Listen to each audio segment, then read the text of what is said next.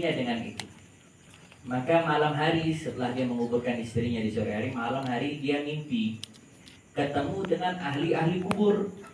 Ahli-ahli kubur yang ada dia ketemu. Ya, perempuan-perempuan, sahabiah-sahabiah yang sudah meninggal ketemu. Ya.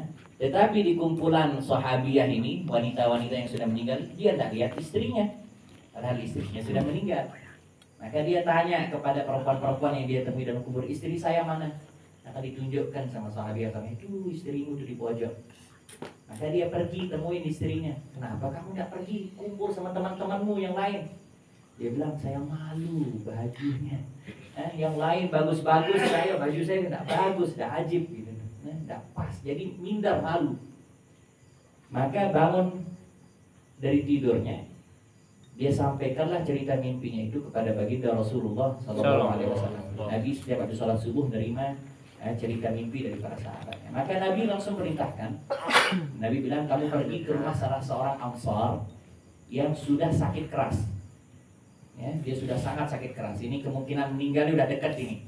Nabi bilang kamu pergi ke dia, kamu minta izin ke dia nantinya bahwa kalau dia meninggal, nanti di dalam kain kafannya si Ansar yang meninggal ini, kamu akan selipkan kain kafan baru, suruh dia bawakan untuk istrimu.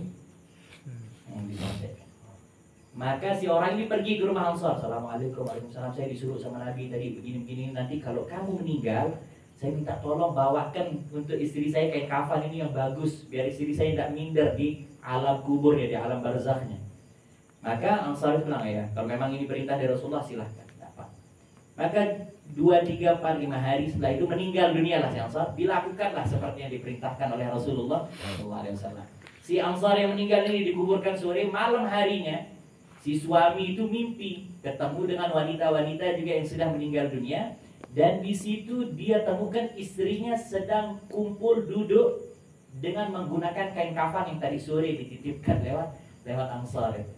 Nah, jadi cerita ini para imam semuanya mereka mengambil dalil dan istinbat bahwasanya kalau nitip kain kafan saja sampai, apalagi ngaji Quran, apalagi kirim zikir, kita kirim kain kafan saja dia sampai. Apalagi kalau kita mengirim amalan-amalan, kita kirim doa-doa, kita kirim bacaan-bacaan yang baik, ini sudah pasti akan disampaikan oleh Allah Subhanahu wa Ta'ala. Dan penjelasan ulama terakhir mengenai awaladin salihin yad'ulah, ya, atau anak soleh yang seperti hadis dibaca Ibu Salmah tadi, bahwa yang akan sampai kepada seorang mayit itu 3, yang akan terus bersambung pada mayit itu 3. Salah satunya adalah anak soleh yang mendoakan. Di situ kalau dari konsep bahasa, ya, kata-katanya itu menggunakan kata-kata nakirah, artinya umum, ya, siapapun saja orang kalau mendoakan pasti akan sampai, tidak harus anak kandungnya. Siapapun saja anak, ya kita ini semuanya anak-anak kan. Bagi siapapun kita ini tergolong adalah anak yang insya Allah kita akan jadi anak-anak yang soleh. Nah, awalad soleh yad'ulah atau anak soleh yang mendoakan, artinya setiap manusia yang soleh yang mau mendoakan untuk dia, maka itu juga akan bersambung dan disampaikan oleh Allah Subhanahu wa Ta'ala. Nah, cuma memang yang menjadi perkara yang menyedihkan juga adalah bahwa bagaimanapun dalil kita bawa, ya, bagi orang yang memang sudah